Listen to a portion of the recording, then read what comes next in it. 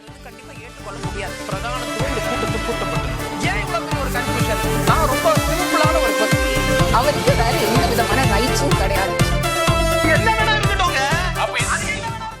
வணக்கம், நேர்பட பேசு நிகழ்ச்சிக்கு வரவேற்கிறோம். கரூர் சம்பவம் நடந்து 10 நாட்கள் ஆகிவிட்டது.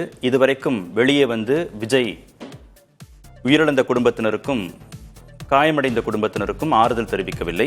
இன்னொரு புறத்தில் தாவேகாவுடைய தலைவர்கள் தலைமறைவாக இருக்கிறார்கள். நீதிமன்றம் அறிவுறுத்திய பிறகும் கைது நடவடிக்கைகள் அரசு தரப்பில் இழுத்தடிக்கப்படுகின்றன. இதெல்லாம் தான் இன்றைய நேர்பட பேசுவின் பேசுபொருள். என்னதான் திட்டத்தில் இருக்கிறார் ஸ்டாலின், என்னதான் திட்டத்தில் இருக்கிறார் விஜய் என்ற தலைப்பில் பேச இருக்கிறோம். மூத்த பத்திரிகையாளர் திரு பிரியன் பங்கேற்றிருக்கிறார். அரசியல் விமர்சகர் திரு ரவீந்திரன் துரைசாமி இணைந்திருக்கிறார். பத்திரிகையாளர் திரு அரவிந்தன் பங்கேற்றிருக்கிறார். எழுத்தாளர் திரு ராம்கி இணைந்திருக்கிறார். வணக்கம் விருந்தினர்கள் அனைவருக்கும். திரு பிரியன், விஜய் சைடுனா அதையே ரெண்டா பிரிச்சுக்க முடியும். ஒன்று விஜய், இன்னொன்று விஜய் தரப்பு நிர்வாகிகள். ரெண்டு தரப்புமே அமைதியாக இருக்கிறார்கள். என்ன திட்டம்? இல்லை, அதாவது அவங்க அமைதியாக இருக்கிறதுக்கான காரணம், விஜய் தரப்பு அமைதியாக இருக்கிறதுக்கு என்ன காரணம்னா, அவர் வந்து ஒரு ஷாக்கில் இருக்கார். அடுத்த கட்டமாக என்ன நடவடிக்கை எடுக்கிறது, இப்போ 2 வாரம் போஸ்ட்போன் பண்ணிட்டார். இந்த மாவட்டங்களுக்கெல்லாம் விசிட் பண்ணுறதை போஸ்ட்போன் பண்ணியிருக்காரு. ஸோ அடுத்து என்ன பண்ணுறதுன்னு யோசிக்கும்போது அவருடைய நிர்வாகிகள் எல்லாருமே வந்து ஆன்டிசிபேட்டட் பெயில் ரிஜெக்ட் ஆன லெவலில் ஓடிட்டுருக்காங்க. அதை ஒரிஜினாக மேலே வழக்கு பதிவு பண்ணியிருக்காங்க. அவரையும் அரெஸ்ட் பண்ணுறதுக்கான வாய்ப்புகள் இருக்குது. ஸோ அவரோட இமீடியட்டாக அவர் பக்கத்தில் இருக்கிற முக்கியமான நபர்கள்லாம் நிர்வாகிகள்லாம் இல்லாதனால அவருக்கு என்ன பண்ணுறது, அடுத்த கட்டமாக எப்படி எடுத்துன்னு போகிறதுன்னு தெரியாத யோசிச்சுட்ருக்காரு. அவருக்கு முக்கியமான விஷயம், கரூரில் போயிட்டு பாதிக்கப்பட்டவங்கள, இறந்து போனவர்கள் வீட்டில் போய் பார்த்து அனுதாபம் தெரிவிக்கணும், சிகிச்சை பெறவங்கள பார்க்கணுன்றது அவருடைய நோக்கம். அதுக்கு வந்து சரியான ஒரு திட்டமிடல் இல்லாதனால வந்து அமைதி காத்துட்டு இருக்காருன்னு தான் என்னுடைய கருத்து. ஆக்சுவலாக வந்து இல்லை, என்ன தடையா இருக்கு? ஒருவேளை அதற்கு காவல்துறை தரப்புல அனுமதியை மறுக்கிறார்கள்னா அவர் நீதிமன்றத்தின் மூலமாக அனுமதியை பெற்று அவர் போய் சந்திக்க முடியுமே. எது தடையா இருக்கு? அவர் இல்லை அவருக்கு வந்து எதுவுமே தடையா இல்லை. அவருடைய மனசு தான் அவருக்கு தடையா இருக்கு. மனத்தடையில தான் இருக்கார் அவர். ஆக்சுவலாக if he wants he can go. அவர் போகிறதுக்கு அவர் யோசிக்கிறார். ஆக்சுவலாக வந்து அவருக்கு வந்து சட்டமோ இல்லை போலீஸோ இல்லை தமிழ்நாடு கவர்மெண்ட்டோ யாரும் அவர் தடை பண்ணுறது மாதிரி இல்லை. அவர் வந்து பாதிக்கப்பட்ட ஆட்களை போய் பார்க்கும்போது நிச்சயமாக அதுக்கு வந்து யாரும் தடையும் சொல்ல மாட்டாங்க. அவர் அப்போ பார்க்காத வந்தது ஒரு பெரிய ஒரு பிரச்சனையாக மாறித்துன்றது உண்மை. பட் இப்போ ஒரு பார்க்கணும்னு விரும்புகிறாரு. ஆனால் வந்து அவருக்கு வந்து ஒரு மனதளவில் ஒரு தடை இருக்குது. எப்படிப்பட்ட ஒரு ரியாக்ஷன் அங்கே கிடைக்குமோ அப்படின்ற மாதிரி அவருக்கு ஒரு யோசனை இருக்குது. ஆக்சுவலாக அவருடைய ரசிகர்கள் ஒரு பின்னாடி இருப்பாங்க. பட் ஆனால் ஒரு நடுநிலையான மக்கள் மத்தியில் அவரை பற்றின ஒரு ஒப்பீனியன் கொஞ்சம் ஸ்லைட்டாக ஷேக் ஆகிருக்கு. ஆக்சுவலாக ஏன்னா ஆஸ் அ பொலிட்டிக்கல் லீடர் வந்து ஒரு சரியான சமயத்தில் ஒரு சரியான ஆக்ஷன் எடுக்கலை அப்படின்ற மாதிரி அந்த பாதிக்கப்பட்ட மக்களோட அவர் இல்லைன்ற இருக்கு இல்லையா, அந்த விஷயம் வந்து நடுநிலை மக்கள்கிட்ட அவருடைய இமேஜை கொஞ்சம் அஃபெக்ட் பண்ணியிருக்கு. அவருடைய ரசிகர்கள் அவர் பின்னாடி தான் இருப்பாங்க. ஆனால் மறுபடியும் இவர் போனாங்க, ஒரு பதட்டம் வரும், அந்த பதட்டத்தினால மறுபடியும் பிரச்சனை வரும் அப்படிலாம் இல்லை. அந்த சுச்சுவேஷன் வேறு, இந்த சுச்சுவேஷன் வேறு. அதை சொல்லி நீங்கள் இதை தாமதிக்க முடியாது, இந்த விசிட்டை தாமதிக்க முடியாது. ஏன்னா அப்போ வந்து அவர் வராரு, அவரை பார்க்கணும், அந்த இது ஒரு பெரிய ஒரு அசம்பாவிதம் நடந்து போச்சு. இப்போ நீங்கள் பாதிக்கப்பட்ட ஃபேமிலிக்கு நீங்கள் போகிறீங்க. நீங்கள் அப்போ வந்து நிச்சயமாக இந்த சுச்சுவேஷன் வேறு. இதில் அவங்க ரசிகர்களே கூட வந்து ரெஸ்ட்ரிக்ட் பண்ணிப்பாங்க. அதுக்கு போலீஸும் வந்து உரிய பாதுகாப்பு கொடுக்கும். அந்த மாதிரி இருக்கும்போது இவருடைய மனத்தடை காரணமாக தான் இவர் போகாத. இல்லை, இப்போ போகலைன்னா அதுக்கப்புறம் எப்போதுமே போக முடியாது தானே? இல்லை, அது அப்படி சொல்ல முடியாது. இப்போ போகலை வச்சுக்கோங்க, டிலே ஆக என்ன ஆகுன்னா அது வந்து அந்த ரசிகர்கள் மத்தியில் ஒரு சின்ன ஒரு சலனத்தை கலப்போம். சலனம் என்னடா இது, நம்ம தலைவர் வந்து நம்மளை பார்க்கலையே. இப்போ பாதிக்கப்பட்ட எல்லா குடும்பத்திலையும் என்ன சொல்கிறாங்க, பெரும்பாலும் விஜய் யாரும் குறை சொல்கிறது இல்லை. எல்லாருமே கவர்மெண்ட் ஆஃப் தமிழ்நாடு தான் குறை சொல்கிறாங்க. போலீஸ் சரி பண்ணியிருக்கலாம் அப்படி தான் சொல்கிறாங்க. அது வந்து அவங்க ரசிக மனோபாவம், அது ரசிகர்களுடைய மனோபாவம், அந்த குடும்பத்துடைய மனோபாவம். அதுவே இன்னும் கொஞ்ச நாள் ஆச்சு வச்சுக்கோங்க, இன்னும் இவருக்காக நம்ம போய் அவ்வளோ போகிறோம், எங்கள் வீட்டில் ஒருத்தர் இறந்து போயிருக்காங்க, அது கூட வந்து பார்க்காத இருக்காருன்னு மாறுவது ஆக்சுவலாக. ஸோ அந்த சுச்சுவேஷன் அவங்க மாறுறதுக்கு முன்னாடி விஜய் போய் பார்க்கணும் அங்கே. ஆக்சுவலாக வந்து அது நிச்சயமாக போய் பார்ப்பாரு. அவருக்கு வந்து என்னென்னா இப்போ இந்த இவங்கெல்லாம் பிஸியாக ஆனந்த் இல்லை, இவர் ஆதாப் அர்ஜுனாவ் இல்லை, அப்புறம் வந்து கூட வந்து நிர்மல்குமார் இல்லை. இப்போ இருக்கிறவங்கள வச்சு இந்த ஜான் ஆரோக்கியசாமியும் இவர் தான் இருக்கார், அருள்ராஜும் தான் இருக்கார். ஸோ ஒரு கிரவுண்ட் லெவலில் பிளான் பண்ணுறதுக்கு ஆள் இல்லாதனால சரின்னு சொல்லிட்டு யோசிச்சுட்டு இருக்காரு. டெஃபினட்டாக வந்து அவர் டிலே பண்ண இன்னும் அவருடைய நடுநிலை மக்கள் எப்படி அவர் மேலே ஒரு நம்பிக்கை வச்சுருந்தாங்க, ஒரு அதிமுக மாற்ற வராரு, ஒரு தடவை ட்ரை பண்ணி பார்க்கலான்னு யோசிச்சிருந்த மக்கள் கூட கொஞ்சம் ஓரளவுக்கு இப்போ மாறி இருக்காங்க இவர் நடந்து கொண்ட முறை காரணமாக. இப்போ இன்னும் கொஞ்சம் டிலே பண்ணாருன்னா அவங்க ரசிகர்களும் கொஞ்சம் யோசிப்பாங்க, என்னடா அது வராத இருக்காரு அப்படின்னு யோசிப்பாங்க. அந்த நிலைமைக்கு விஜய் போவார்ன்றதை பொறுத்து தான் பார்க்கணும். ஆக்சுவலாக திரு ராம்கி, இன்னும் கொஞ்சம் காலதாமதமாகும் பட்சத்தில் தன் மீதான கோபமும் வெறுப்பும் குறைவதற்கான சாத்தியக்கூறுகள் இருக்கு அப்படின்றதுனால இந்த சந்திப்புகளை திரு விஜய் தள்ளி போடுறாருன்னு எடுத்துக்கலாமா? அவருக்கு முதல்ல ஒரு க்ளூலெஸ், இப்போ என்ன செய்யறதுங்கிற ஒரு நிலைமையில இருக்கார். அவருக்கு ஒரு திட்டமிட ஒரு பிளான் இல்லை ஆக்சுவலா. அப்படியே இருந்தாலும் அவர் தனிப்பட்ட வகையில் அவர் தன்னுடைய தனிப்பட்ட இமேஜை காப்பாற்றிக் கொள்வதற்கு ஒரு டேமேஜ் கண்ட்ரோலா தனிப்பட்ட முறையில் சந்திக்கலாம். அவர் ஏற்கனவே தூத்துக்குடியில் போய் நள்ளிரவு போய் பார்த்தாரு, அனிதா மரணம் போய் பார்த்தாரு, ஜல்லிக்கட்டு இது போராட்டம் நடந்தும் போது நடு இல்லவரில் போய் பார்த்தாரு. அஜித்குமாருக்கு மாதிரி ஒரு யாருமே ஒரு முகத்தை மறைத்து கொண்டு அது மாதிரி போய் பார்க்கறதுக்கு, ஏன்னா அவருடைய இமேஜை இப்போ தக்க வைத்துக்கல. ஸோ அதுக்காக நீங்க சொன்னீங்க விஜய் தரப்பு தாவேக்கா தரப்புன்னு சொல்லும்போது இரண்டுக்குமே ஒரு மெல்லிய ஒரு ஒயர் தான் இருந்துச்சு. அது இப்போ கட் ஆயிடுச்சு. இப்போ நீங்க தாவேக்கால பணியாற்றிய நண்பர்கள்லாம் என்கிட்ட சொன்ன விஷயம் என்னன்னா, இந்த கட்சி அமைப்பு அந்த ரசிகர் மன்றம் வந்து கட்சியாக மாறி அதை வந்து முழுக்க முழுக்க புசி ஆனந்த் அவருடைய கண்ட்ரோல தான் இருந்தது. புசி ஆனந்துக்கும் வந்து விஜய்க்கு மட்டும்தான் நேரடி தொடர்பு ஒழிய ஜான் ஆரோக்கியசாமி பேசுனதா ஒரு ஆடியோ கூட லீக் ஆச்சு, அது யாரும் மறுக்கவே இல்லை. ஸோ எல்லாருமே புசி ஆனந்த் கண்ட்ரோலில் இருக்கும்போது இப்போ அவர் புசி ஆனந்த் இல்லாத போது இந்த நிலைமையை எப்படி வந்து கையாளுவதுங்கிறதுல வந்து கட்சி நிர்வாகிகளுக்கும் கட்சி தொண்டர்களுக்கும் ஒரு பிரச்சனை. ஸோ அதனால அவங்க ஐசோலேட் நிற்கிறாங்க. விஜய் தரப்புக்கு கம்ப்ளீட்டா குழப்பம். அதாவது கட்சியை முன்னிறுத்துவதா நம்மளை முன்னிறுத்துவதா முதல்ல அவர் தனிப்பட்ட செல்வாக்கை முதல்ல காப்பாற்றிக்கணும். ஸோ அந்த குழப்பத்தில் இருக்கிறதுனால அது இன்னும் டைம் ஆகும்னு நினைக்கிறேன். எலக்டோரல் பாலிடிக்ஸ்ல கட்சியுடைய பொதுச் செயலாளர் ஆனந்த் ஏற்படுத்த போற தாக்கம் வேற, திரு விஜய் ஏற்படுத்த போற தாக்கம் வேற. அந்த கட்சிக்கு திரு விஜய் தான் முகம். 234 தொகுதிகள்லையும் நானே நிற்க போறேன்னு நினைச்சு நீங்க வந்து வேலை செய்யணும்னு தானே அவர் சொல்றாரு. இதுல ஆனந்தோடைய நடவடிக்கைகள், அவருடைய முடிவுகள் அப்படிங்கிறது விஜயோடைய நடவடிக்கைகள் முடிவுகளை நேரடியாகவே பாதிக்கக்கூடிய அம்சமாகவே மாறி போச்சா? இப்போ நிச்சயம் மாறி போச்சு. ஏன்னா அந்த மாதிரியான ஒரு இக்கட்டான இடத்துல வந்து விஜய் இருக்கார். அவர் வந்து கட்சி நிர்வாகிகள் யாருங்க தெரிஞ்சு வைத்திருக்கணும். அதாவது நீங்க நிறைய ஆலோசகர்கள் இருந்தாங்க, அவங்களுடைய ரோல்ஸ் அண்ட் ரெஸ்பான்சிபிலிட்டி ஒரு கிளாரிட்டியே இல்லை. ஜான் ஆரோக்கியசாமி அவருக்கு தனிப்பட்ட ஆலோசகராக இருந்திருக்காரு. ஆனால் கட்சியில ஒவ்வொரு மாவட்டத்துக்கு என்ன பொறுப்பு, அவங்க யாரை தொடர்பு. இப்போ கரூர்ல வந்து அவர் மாவட்ட செயலர் வந்து நீதிமன்ற காவலில் இருக்கார், அவருக்கு அல்டர்னேட்டிவ் வேற யார் இருக்காங்கிறது விஜய் தரப்பு இன்னும் தெரியல. ஸோ அதுதான் கொஞ்சம் பிரச்சனை. இப்போ அவங்களுக்கான ஆதரவாளர் இருந்தால் மட்டும்தான் அவங்க ஃபார்முலா போய் அவங்க மக்களை பார்க்க முடியும். ஏன்னா அவங்களுக்கு கிரவுண்ட்ல ஒரு சப்போர்ட் இல்லை, ஒரு 10 பேர் வரணும்ல. இப்போ நீ கமலஹாசன் போறாரு, கமலஹாசன் கட்சி ஆரம்பிச்சு இத்தனை நாள் ஆச்சு, ஆனாலும் அந்த ஒரு கோர் ஸ்ட்ரென்த் ஒன்று இருக்கு பாருங்களா, ஒரு 10 பேர் இருக்காங்க. ஸோ அந்த மாதிரியான ஒரு விஷயத்தை தயார் செய்யக்கூடிய அளவு கூட இன்னைக்கு நிலைமை ரொம்ப மோசமாக தான் இருக்கு. தனிப்பட்ட அளவில் என்ன வேணா செய்யலாம். அவர் தனிப்பட்டமா அவர் ஒரு தனி டீம், விஜய் டீமை தனியாக அழைச்சிட்டு போய் திடீர்னு ஒரு சர்ப்ரைஸ் விசிட் கொடுத்து பார்க்கலாம். இல்லை அவங்க சம்பந்தப்பட்டவர்களை பேசி ஒரு டீம் வந்து பனையூருக்கே அவங்களை அழைச்சிட்டு பார்க்கலாம். இந்த மாதிரி விஷயங்கள். ஆனால் இது செய்தான் ஆகணும், வேற வழி கிடையாது. ஏன்னா தனிப்பட்ட அவருடைய இமேஜை வந்து கொஞ்சம் சரி பண்றதுக்கு அது தேவைப்படும். கட்சியாக கட்டமைப்பாக பலம் பெறலன்னு நீங்க ஒரு முகநூல் பதிவு போட்டு எழுத்தாளர்கள் படைப்பாளர்கள்லாம் ஒரு கூட்டறிக்கை வெளியிட்டதுல நீங்க ஏன் கையெழுத்து போட்டீங்க அப்படிங்கறத ஜஸ்டிஃபை பண்ணிட்டு 2வது பேரால என்ன போட்டிருக்கீங்கன்னா, ரசிகர் மன்றமாக கூட இன்னமும் அது முழுமை பெறவில்லை அப்படின்னு போட்டு கடைசி பேரால விஜய் அரசியல்ல நீடிக்கிறது தமிழ்நாட்டுடைய எதிர்காலத்திற்கு நல்லதல்ல, ஆண்டவனாலும் தமிழ்நாட்டை காப்பாற்ற முடியாதுன்னு நீங்க முடிச்சிருக்கீங்க.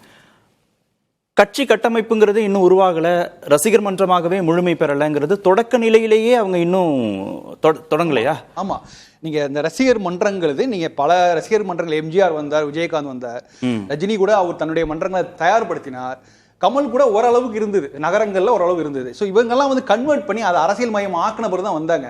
இந்த ப்ராசஸ் இவங்க ஆரம்பிச்சாங்க. ஆனால் அது ஒன்று பெரிய ஒரு பெரிய பலனை கொடுக்கல. இவர் எடுத்தடுப்புல மாநாட்டில் வந்து இதை அப்படி ஒரு அதிரடி அரசியல் ஆரம்பிச்ச பிறகு அதுக்கப்புறம் வந்து இந்த கட்சியோட ஸ்ட்ரக்சரை வந்து சரி பண்றதுக்கான டைமே அவங்களுக்கு கிடைக்கல. நீங்க பாருங்க, அடுத்தடுத்து மாநாடு அறிவிப்புகள், சுற்றுப்பயணம், ஒரு ஈவெண்ட்ல போய் பேசுவார், அதுக்கு கூட்டம் வரணும், அவர் மதுரைக்கு கோயம்புத்தூர் ஏர்போர்ட் போனாலும் ஒரு கூட்டம் வரணும்.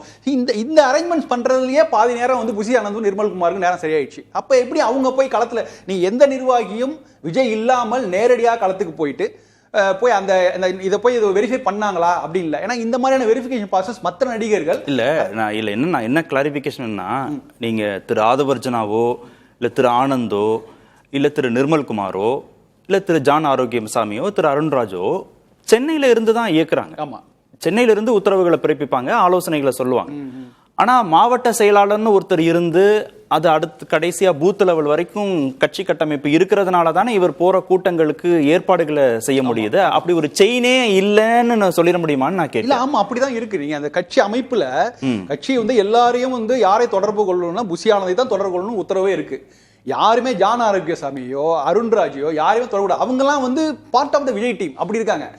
அவங்களும் கட்சிக்கு நேரடி தொடர்பே இல்லை. அது சிங்கிள் பாயிண்ட் ஆஃப் கான்டாக்ட் பாத்தீங்கன்னா புஷி ஆனந்த் தான் இருக்காரு. இப்ப அவரே இல்லாத போதுதான் அங்க ஒரு தேக்கி நிற்குது. ரெண்டாவது ரெண்டு டீமா இருக்கு, விஜய் டீம் தாவேகா டீம். அப்படி இருக்கு. இப்ப விஜய் டீமுக்கு வந்து தங்களை முன்னிறுத்துவது, தங்களுடைய இமேஜை வந்து காப்பாத்துறதுக்கான வேலைகள் அவங்க செய்யலாம். அதுக்கு தான் பெரிய டீம் இருக்கு. ஆனா கட்சி அமைப்பு ஒரு ரசிகர் மன்றமாக எடுத்துங்களேன், அந்த ரசிகர் மன்றமே கொலாப்ஸ் ஆகிருக்குது. நீங்க ஒரு இவ்வளவு பெரிய 30 வருடங்கள் இருந்திருக்காரு நடிகர், அவருக்கு வந்து எல்லா இடங்களிலும் ரசிகர் மன்றம் இருக்கு. ஆனா எந்த அளவுக்கு வலுவா இருக்கு அதை நம்ம பார்க்கணும். சோ அதுவே கொலாப்ஸ் ஆகிருக்கும் போது ஒரு ரசிகர் மன்றமாவே நீங்க போயிட்டு மக்களை அணுகலாம், அதை கூட செய்ய முடியாத அளவுக்கு கோஆர்டினேஷன் ஃபெயிலியர். இப்ப தலைமறைவா இருக்கக்கூடிய நிர்வாகிகள் வந்து கிராஸ் ரூட் லெவல்ல ஏதாவது ஒரு ஏற்பாடுகள்லாம் செஞ்சாதான் திரு விஜயால போய் பார்க்க முடியும். உயிரிழந்த குடும்பங்களையோ பாதிக்கப்பட்ட குடும்பங்களையோ இல்லைன்னா பார்க்க முடியாது.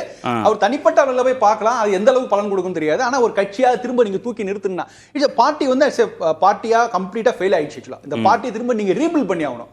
அதற்கு வந்து கட்சி அமைப்பு எல்லாம் தெரிந்தவர்கள் யார் யாரு என்னென்ன பொசிஷன் இருந்தாங்கிறது புஷி ஆனந்த் தான் தெரியும். புஷி ஆனந்த் தான் ரொம்ப தேவைப்படுகிறார். இப்ப அவர் தான் கை காட்ட முடியும். இவர் தான் இந்த மாவட்ட செயலர், இவர் தான் இவ்வளவு நாள் இருந்திருக்காருன்னு அவருக்கு மட்டும் தான் தெரியும். நேரடி தொடர்பு விஜயோட இல்ல, நேரடி தொடர்பு இல்ல. அதுதான் ஒரு மிகப்பெரிய செட்பேக்கா நான் பாக்குறேன். ஓகே, திரு அரவிந்தன், இந்த இடைவெளி தாவேகா கிட்ட இருக்கா? திரு விஜய்க்கும் மாவட்ட செயலாளர்களுக்கும் கட்சி நிர்வாகிகளுக்குமான தொடர்புங்கிறதே இல்லாம திரு ஆனந்துக்கும் நிர்வாகிகளுக்கும் இடையிலான தொடர்புங்கிறது ஒண்ணு, ஆனந்துக்கும் விஜய்க்கும் இடையிலான தொடர்புங்கிறது ஒண்ணு. இப்ப ஆனந்த் தலைமறைவா இருக்கிறார், இல்ல அவரு கீழே போய் ஏற்பாடு பண்ணுவதற்கான சூழல் இல்லைங்கிறதுனாலதான் திரு விஜயால நகர முடியாத ஒரு நிலை ஏற்பட்டிருக்கா? அதாவது இதெல்லாம் நம்ம வந்து யூகமா தான் சொல்ல முடியும். உள்ள என்ன நடக்குது அப்படின்றது நம்மளால தெளிவா சொல்ல முடியாதுன்னு நான் நினைக்கிறேன். ஃபர்ஸ்ட் வந்து எனக்கு இதுல வந்து என்னன்னா, என்ன காரணம் என்ன இடைவெளி அப்படின்றத தாண்டி எனக்கு ஒரு பெரிய ஏமாற்றம் என்னன்னா, ஆங்கிலத்துல வந்து ஒரு சொலவடை உண்டு, கமத்தா மேன் அப்படின்வாங்க. அதை வந்து வேலை வரும்போது வீரன் எழுவான் அப்படின்னு டிராமாட்டிக்கா மொழிபெயர்ப்பாங்க. இப்ப விஜய்க்கு இப்ப இருக்கக்கூடிய இந்த சூழ்நிலை வந்து அவர் வந்து அவருக்கு மிகப்பெரிய சவாலை அவருடைய அரசியல் வாழ்க்கையில மிக தொடக்கத்திலேயே அவருக்கு வந்திருக்கு, சவால் வந்திருக்கு. ரொம்ப வருத்தத்துக்குரிய ஒரு விஷயம், ரொம்ப அதிர்ச்சிக்குரிய விஷயம். அதே சமயத்துல அதுல ஒரு சவால் இருக்கு. இது எப்படி நீங்க மீண்டு வர போறீங்க? நீங்க அடுத்த வருஷம் தேர்தலில் உங்களை முதலமைச்சர் வேட்பாளராக முன்னிறுத்தி நீங்க வந்து மிக தீவிரமா பரப்புரைகளை ஈடுபட்டு இருக்கும்போது மிகப்பெரிய ஒரு சவால், ரொம்ப கஷ்டமான ஒரு சவால் வருது. அந்த சவாலை நீங்க எப்படி எதிர்கொள்றீங்கன்றது வந்து உங்களுடைய கேரக்டர், உங்களுடைய தலைமை பண்பை, உங்களுடைய கட்சியினுடைய எந்த திசையை நோக்கி போக போகுது, நீங்க யாரு அப்படின்றத காட்டக்கூடிய ஒரு தருணம் இது. இப்ப சினிமால சொல்லுவாங்க இல்லையா, இப்ப வந்து ஒரு ஹீரோ வந்து அமைதியா சாதுவா ஒண்ணுமே இல்லாம அப்படி இருப்பாரு. ஆனா ஒரு குறிப்பிட்ட நேரத்துல டக்குன்னு விசுரூபம் எடுத்து எழுந்திருப்பாரு. அவங்களோட ரசிகர்கள் அல்லது வந்து வெகுஜன பார்வையாளர்கள் வந்து அது ஒரு பூஸ் பம்ப்ஸ் மொமெண்டா இருக்கும். பாட்ஷால இடைவேளை காட்சி இருக்கு இல்லையா, அந்த மாதிரி பல இடம் பார்த்துருக்கோம். இப்போ காலம் வந்து இப்படி ஒரு சவாலை வந்து விஜய்க்கு கொடுக்குது. என்னென்ன காரணங்களாலன்றதை நம்ம நிறைய விவாதிச்சிருக்கோம், அது வேற விஷயம். இந்த சவால்ல மிக முக்கியமான பொறுப்பு வந்து விஜய்க்கு இருக்கு. இது அடுத்த கட்டத்துக்கு என்ன பண்ண போறாரு அப்படின்றத இந்த நிமிஷம் வரைக்கும் அவர்கிட்ட இருந்து வரக்கூடிய எந்த நடவடிக்கையும் நம்பிக்கை கொடுக்கக்கூடிய அளவிலேயோ அந்த சவாலை அவர் எதிர்கொள்றதுக்கு தயாரா இருக்காருன்னு நம்ம நம்புறதுக்கான எந்த சாத்தியப்பூரியுமே அவர் கொடுக்கல இன்னும். இதுல வந்து நம்ம வந்து மாவட்ட செயலாளர்கள் நிர்வாகம் அந்த இடைவெளியில நான் வந்து இந்த கட்சி வந்து இப்பதான் பிறந்த குழந்தை, இந்த குழந்தைகிட்ட வந்து கட்டமைப்பு இருக்கும், இது இருக்கும், எல்லாம் டைட்டா இருக்கும், போய் நின்னா எல்லாம் நடக்கணும் எதிர்பார்க்க முடியாது. டிஎம்கே இல்லை, ஏடிஎம்கே இல்ல, காங்கிரஸோ அல்லது பிஜேபியோ எந்த கட்சிக்கு இருக்கக்கூடிய கட்டமைப்பு அது கிடையாது. அப்ப நீங்க என்ன பண்ணணும்? உங்களுடைய முகம் தான் அந்த கட்சி, உங்களோட முகம் தான் அதனோட பலம். மற்றவங்க எல்லாம் வந்து நீங்க சொல்றதை செய்யறவங்க தான், அல்லது அவங்க ஆலோசனை நீங்க கேட்டு நீங்க செய்யலாம். அப்ப நீங்க எப்படி களத்துல இறங்குறீங்களோ, களத்துல இறங்குறதுக்கான தயாரிப்போட இருக்கீங்களோ, அதுக்கேற்ற மாதிரி தான் கட்சியோ மக்களோ ரெஸ்பாண்ட் பண்ணுவாங்க. அந்த இடத்துல விஜய் வந்து இந்த நிமிஷம் வரைக்கும் அவர் வந்து அந்த சவாலுக்கு தயாரா இருக்கிறதா நம்புறதுக்கான எந்த அறிகுறியும் நமக்கு தெரியல. இது எனக்கு முதல் ஏமாற்றமா இருக்கு.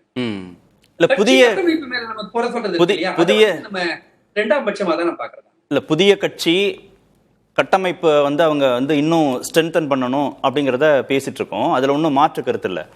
ஆனா மாவட்ட செயலாளர்கள் அப்படிங்கிறவங்க ஒரு குறைந்தபட்ச எண்ணிக்கையில தானே இருப்பாங்க, 30-32ங்கிற எண்ணிக்கையில தானே இருப்பாங்க. ஒன்றிய செயலாளர்கள் அப்படின்னு இருக்கிறவங்க அதை விட இன்னும் கொஞ்சம் கூடுதலான எண்ணிக்கையில தானே இருக்க போறாங்க. இந்த நபர்களையாவது விஜய் நேரடியாக தெரிந்து வைத்திருக்கிறாரா?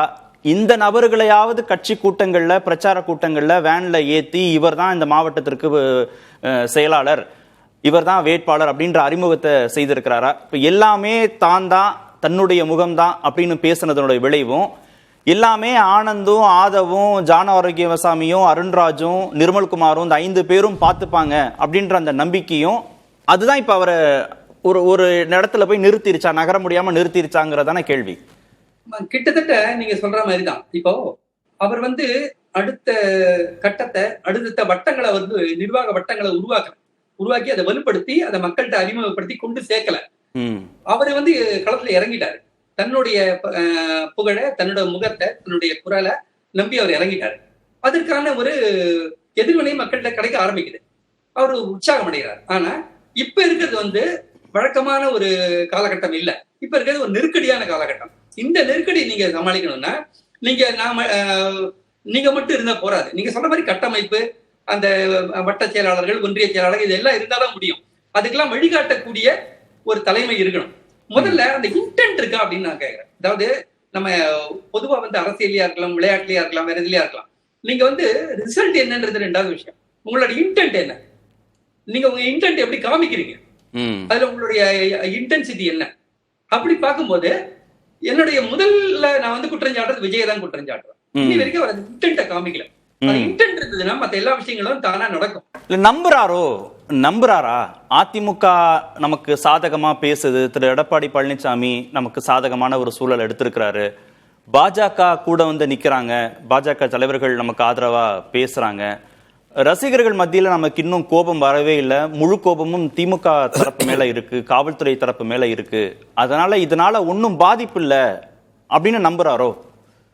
அதாவது அவர் நம்பலாம், நம்பாம இருக்கலாம், அதெல்லாம் நம்ம யூகம் தான். நான் என்னோட பாயிண்ட் என்னன்னா, நீங்க அப்படி நம்புறீங்கன்னே வச்சுப்போம். சரி, எடப்பாடி பேசி உங்களுக்கு ஒரு ஆதரவு கிடைச்சதுன்னா அது எப்படி உங்க கட்சியை வழக்கம்? இப்ப எடப்பாடி பேசுவாரு, பிஜேபி பேசுவோம், ஊடகத்துல இருக்கவங்க பேசுவாங்க, மத்தவங்க பேசுவாங்க. அப்ப நீங்க என்ன பண்ணுவீங்க? அப்ப அந்த பொறுப்பு உங்களுக்கு நீங்க என்ன எடுத்துட்டு இருக்கீங்க? எனக்காக தானே பேசுறாங்க, விஜய்க்காக தானே பேசுறாங்க.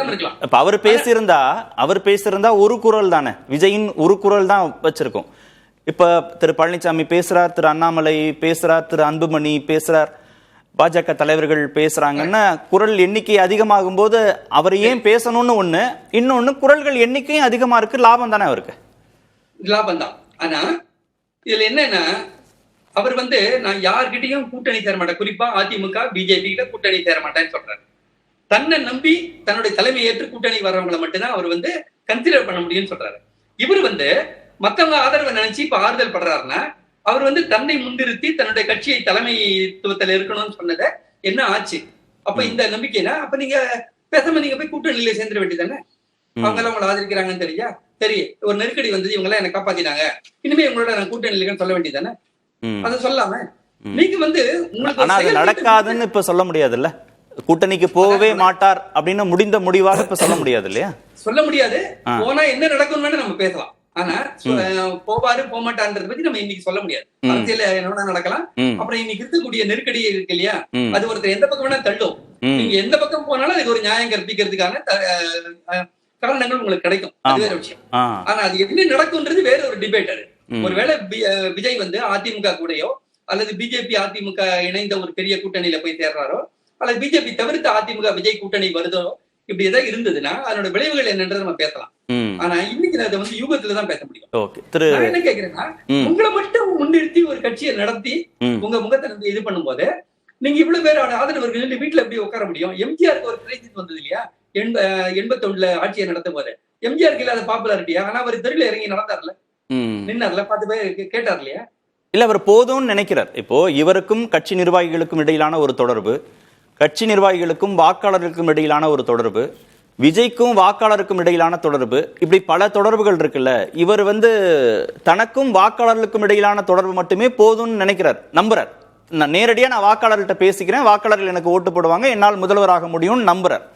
அதனாலதானே இந்த விஷயத்துல அடுத்த கட்டத்தை நோக்கி நகராம அப்படி நம்பினா அவருக்கு என்னோட வாழ்த்துக்கள், அவ்வளவுதான். ஆனா அந்த நம்பிக்கைக்கு எந்த விதமான ஒரு ஆதாரம் இருக்க மாதிரி எனக்கு இப்ப கிடைக்கும். சரி, ஓகே. திரு ரவீந்திரன், நீங்க என்னெல்லாம் காய் நகர்த்துறீங்க அப்படிங்கிறத நாங்க பாக்குறோம். நாங்க என்னென்னலாம் காய்கள் நகர்த்துறோங்கிறத நீங்க பாருங்க அப்படின்னு ரெண்டு தரப்பும் இருக்காங்களா? திமுக தரப்பு, அரசு தரப்பு, இந்த பக்கம் வெர்சஸ் விஜய் தரப்பு. அதுலதான் இந்த சிக்கல் இன்னும் அப்படியே நின்றுட்டே இருக்கா? தமிழக முதல்வர் மு க ஸ்டாலின் அவரை பொறுத்தவரையில் எடப்பாடி பழனிசாமியை தான் தனக்கூட எதிரியாக பார்க்குறார். எடப்பாடி பழனிசாமி முன்னாள் முதல்வர், எதிர்க்கட்சி தலைவர், வாக்கு வங்கியை நிரூபித்தவர், மக்களவைத் தேர்தலில் நிரூபித்தவர். அவர் கூட இன்னொரு கூட்டணி மூன்றாவது வந்த என்டிஏயும் அவர் கூட சேர்ந்து அவர் முதல்வராக சொல்லியிருக்காங்க. ஒரு சில கட்சிகள் இன்னும் அதில் முடிவெடுக்கலைங்கிறது நமக்கு தெரியும். அவரை தமிழக முதல்வர் எதிர்கொள்ளும் போது அவருக்கு ஒரு அங்கீகாரத்தை கொடுக்காம பாஜகவோட ஸ்டூஜி, பாஜகவோட ஏஜென்ட் அந்த மாதிரிப்பட்ட இதில் அவர் எதிர்கொள்கிறாருன்னா பாஜகவுக்கு இங்கே எதிர்ப்பு வளையம் அதிகம், அது நமக்கு சாதகமாகும். இவங்களுக்கு ஒரு லீடர் இமேஜ் கொடுக்காம எதிர்கொள்றது அவருக்கு வழக்கமாக இருந்தது. அந்த அடிப்படையில் தான், அந்த வியூகத்தில் தான் 19, 21, 24 3 மக்களவைத் தேர்தல், 3 தேர்தல், 2 மக்களவை, ஒரு சட்டமன்ற தேர்தலில் வெற்றி பெற்றார். இப்பவும் அவர் ஆர்எஸ்எஸ் காரங்களை கைது பண்ணுறதுனாலும் சரி, மற்றபடி ராமநாதபுரம் மாவட்டத்தில் உள்ள பிரச்சாரத்தின் போது எண்ணிக்கை குறைஞ்சனால ஆர்எஸ்எஸ்க்கு நீங்கள் ரொம்ப கட்டுப்பட்டு போறீங்கன்னு மோடி விமர்சனம் பண்ணுறனாலும் சரி, இவர்களை நீங்கள் பாஜகவுக்கு ஆட்களுங்கிறதுல உருவம் கொடுக்காம தான் அவர் பிரச்சாரம் பண்ணி எல்லாம் முன்னெடுத்துட்டு போனாலும் அவருக்கு ரியல் ஆப்போனண்டா எடப்பாடி பழனிசாமியை தான் அவர் கருதுறாரு. Correct sir. ஆனா திரு விஜய திரு பழனிசாமியும் நிராகரிச்சிட்டாரு, இல்ல எதிர்க்கிறாரு, இல்ல கண்டுக்காம விட்டுட்டாரு அப்படின்னா நீங்க சொல்ற இந்த பைபோலார் பாலிடிக்ஸ்குள்ள திரு எடப்பாடி பழனிசாமியை மட்டும் நிறுத்துறதுல திரு ஸ்டாலினுக்கு லாபம். திரு விஜய திரு பழனிசாமி விடவே இல்லையே, இந்த நிமிஷம் வரைக்கும் பேசிட்டே தானே இருக்கிறாரு. அதுதான் இதுல விஜய் எதிரி அல்ல. விஜய் ஸ்டாலின் டீல் பண்றாரு, செஸ் விளையாட்டுல டீல் பண்ற மாதிரி டீல் பண்றாரு. எதிரி இல்லாத விஜய எடப்பாடி பக்கம் தள்ளி விட்டுறக்கூடாது நாமளாட்டே. இப்போ எடப்பாடி என்ன வியூகம் பண்றாரு? தர்மபுரி, பாப்பிரெட்டிப்பட்டி, அரூருங்கெல்லாம் ஒரு குறிப்பிட்ட சமூகத்தை சேர்ந்த அந்த விஜய் ரசிகர்களை பயன்படுத்தி கொடிகளை காட்டுறது, எடப்பாடி வரும்போது போஸ்டர் அடிக்கிறது, இது பண்றது விஜய ஒரு சபார்டினேட் ஃபோர்ஸ்ன்னு இமேஜா கொடுக்கிறார். அவரு விஜய் சபார்டினேட்டா பிரைமரியான்னு அவரு தேர்தல் அறிவிச்ச பிறகு அவரு எடுக்கக்கூடிய நிலைப்பாட்டை பொறுத்து இருக்குது. பட் இப்பவே அவரை சபார்டினேட்டுங்கிற ஒரு இமேஜ் கொடுக்கறதும், அவரால் தனிச்சு நிற்க முடியாது, அதற்குள்ள ஆள்பலம் இல்லை, அவருக்குள்ள விலை நிலையம் உள்ள நிர்வாகிகள் இல்லைங்கிறதெல்லாம் கொடுக்கிறது எடப்பாடி பழனிசாமி விஜய்ங்கிற ஒரு க்ரௌட் புல்லரை தனக்கு சாதகமாட்டு, தன் லீடர்ஷிப்புக்கு சாதகமாட்டு பயன்படுத்த நினைக்கிறார். நெருக்கடி தானே. நீங்க திமுக தாவேக்கான்னு விஜய் சொல்லும் போது நீங்க கண்டுக்காம இருக்கிறது திமுக தரப்புக்கு எளிதா இருக்கும். இல்ல திமுக வெர்சஸ் அதிமுக தான் அப்படின்னு பைபோலாரா திரு எடப்பாடி பழனிசாமியும் பேசுறாருன்னா பரவாயில்ல. ஆனா இப்போ அவரு விஜயையும் சேர்த்து பாஜக எல்லாரும் சேர்த்து ஒரு புதுசா ஒரு கூட்டமைப்பை கொண்டு வரணும்னு நினைக்கிற போது திரு எடப்பாடி பழனிசாமி மீதான விமர்சனம் இல்ல பாஜக தரப்பு மீதான விமர்சனம் மட்டும் எப்படி இனிமேலும் திமுக டிராவல் பண்ண முடியும்னு இல்ல. திமுக பொறுத்தவரை விஜய் தனிச்சு நிற்கிறது அவங்களுக்கு லாபம். விஜய் திமுக எதிர்ப்பு, ஸ்டாலின் எதிர்ப்பு எல்லாம் ஹை ஹேண்டடா பண்றாரு. தனக்கு ஒரு இமேஜை உருவாக்குறதுக்காக தன்னோட பலத்தையும் மீறி அவர் செய்யறாரு. இன்னைக்கு ஒரு மேஜர் பார்ட்டி 214 கேண்டிடேட் போடக்கூடிய பார்ட்டி, ஒரு அமைப்பு பணம் உள்ள கட்சியாட்டு அவர் இல்லை. அது விரலுக்கு தகுந்த வீக்கம் இல்லாத வகையில தான் அதை அவர் பண்றாரு. ஆனா திமுக என்ன நினைக்குதுன்னா அவர் 214 போட்டோ அல்லது அவர் தலைமையில் ஒரு அணி அமைகிறதோ தனக்கு லாபம். ஏன்னா விஜயை விமர்சிக்கவும் மாட்டாங்க, விஜய்க்கு எதிரான சட்ட ரீதியிலான நடவடிக்கைகளும் தீவிரப்படுத்தப்படாது. அந்த இடம் விஜய் தாக்கு பிடிக்க முடியாம எடப்பாடி போய் விழுந்துடக்கூடாது. விஜயும் சுருடுதான் இந்த இடத்துக்குள்ள இப்ப விழுந்துட்டாருன்னா Edappadi take it or leave it offer கொடுத்துருவாரு, வேற வழியே இல்லாம பண்ணிடுவாரு. அப்போ தான் சிஎம் கேண்டிடேட்டுங்கிற அந்த கெத்த விடாம நின்னுதான் எடப்பாடி கிட்ட கடைசி வரை பேரம் பேச முடியுமே தவிர, விட்டுட்டா நாம சொல்றதான் சொல்வார். சிவாஜி ஒன்னும் டிரான்ஸ்பர் பண்ணல, ரவீந்திரன் துரைசாமி சொல்ற மாதிரி தான், உங்க கையில வராத ஓட்டை எப்படிங்க நீங்க டிரான்ஸ்பர் பண்ண முடியும்? பிரச்சாரம் பண்ணுங்க, அதுக்குள்ள சீட்டை வாங்கிட்டு போங்க, உங்களுக்கு எங்க ஆள் இருக்கான்னு ரொம்ப வெரி ஸ்ரூடு. பாஜக எல்லாம் எப்படி ட்ரீட் பண்ணிருக்காங்க நமக்கு தெரியும் இல்லையா?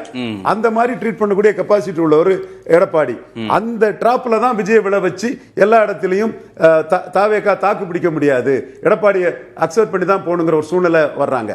இந்த ஒரு ஸ்டாண்டு தாவேக்கா எடுக்கிறது மு.க. ஸ்டாலினுக்கு நல்லதில்லை. தாவேக்கா mister chief minister uncle chief minister என்னத்தையும் சொல்லி ஸ்டாலினுக்கு நாங்க தான் எதிரினி காட்டி தனிச்சு நிற்கிறது தான் ஸ்டாலினுக்கு லாபம். ஸ்டாலின் கலைஞரோட ப்ரூடண்டான பொலிட்டிஷியன், சின்ன வார்த்தைகளுக்கெல்லாம் எமோஷனல் ஆக மாட்டாரு. ரொம்ப நிதானமா மற்ற பண்ணுங்க தப்புல இருந்து பாடம் படிச்சு ஐடென்டிஃபை தி எனிமினி அம்பேத்கர் சொல்ற மாதிரி எடப்பாடி தான் எனிமினி ஐடென்டிஃபை பண்ணி அவரை எப்படி டேக்கிள் பண்ணி அவரை எப்படி கண்டெயின் பண்ணுங்கிற வேலையை தான் ஸ்டாலின் பண்றாரு.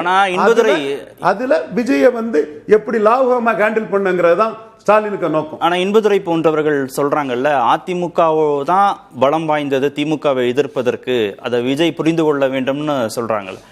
இன்னமும் திரு விஜய்க்கு தன்னிச்சையா தன்னால மட்டும் திமுகவை எதிர்கொள்ள முடியும்ன்ற நம்பிக்கை இருக்கா? கடைசி வரைக்கும் அவர் அப்படியே அந்த நம்பிக்கை இல்லைங்கிறத விஜய்க்கு தெரிவிக்கிறாங்களோ இல்லையோ, விஜய்க்கு ஆட்கள்கிட்ட அந்த மெசேஜை கொடுத்துட்டாங்க. எல்லா இடமே கையில எடுத்துட்டாப்புல யாரு? திரு எடப்பாடி தரப்பு கையில எடுத்து, இன்னும் சொல்ல போனா ஸ்பெண்ட் பண்ணி செலவு பண்ணி தான் அரசியல்ல செலவுடைய பணத்தை செலவழிச்சு தான் அது ஜாதிய ரீதியாட்டு இது பண்ணி. நான் இன்னொன்னு இந்த இடத்துல குறிப்பிட சொல்ல விரும்புறேன்.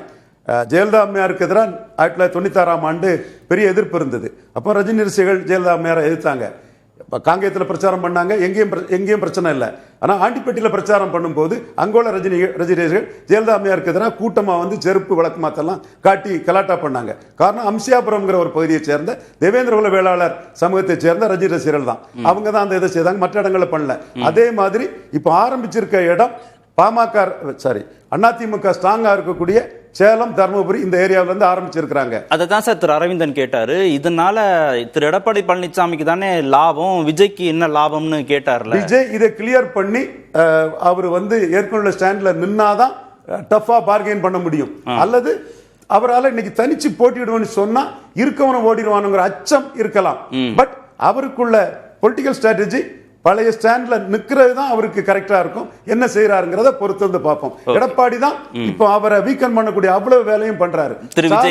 திரு விஜய ஸ்டாலின் அதை எடப்பாடி விஜய் ஸ்ட்ரெங்தன் பண்ணிடக்கூடாதுங்கிறத பாக்குறாரு. மிஸ்டர் சீஃப் மினிஸ்டர் அவர் பொருட்டா நினைக்கல, அவர் கவலைப்படல. மெட்டீரியல் பொலிட்டிக்ஸ் அதெல்லாம் மேட்டர் இல்ல. திரு பிரியன், திரு எடப்பாடி பழனிசாமி கூட்டணிக்குள்ள கொண்டு வந்து விஜய பலப்படுத்தணும்னு நினைக்கிறாரா, இல்ல விஜய்க்கு ஆதரவு தெரிவிக்கிற மாதிரி தெரிவிச்சு விஜய் கட்சியை பலவீனப்படுத்துறதுக்கான முயற்சிகளை மேற்கொள்றாரா? திரு ரவீந்திரன் இது சொல்றதுக்கு நான் கொஞ்சம் யோசிக்கிறேன், இருந்தாலும் சொல்றேன். ஏன்னா பொதுவெளியில் சொல்றது ஒன்றும் இல்லை, ஒரு பொலிட்டிக்கல் சுச்சுவேஷனாக அதை நீங்கள் பார்க்கணும். ஆக்சுவலாக இந்த பெருந்துயரம் நடந்திருக்கு. விஜய் வந்து ஒரு 6 மீட்டிங் பேசினார், ஒரு மாநாடு 2 மாநாடு நடத்தினார், ஒரு பெரிய கூட்டத்தை காமிச்சார்.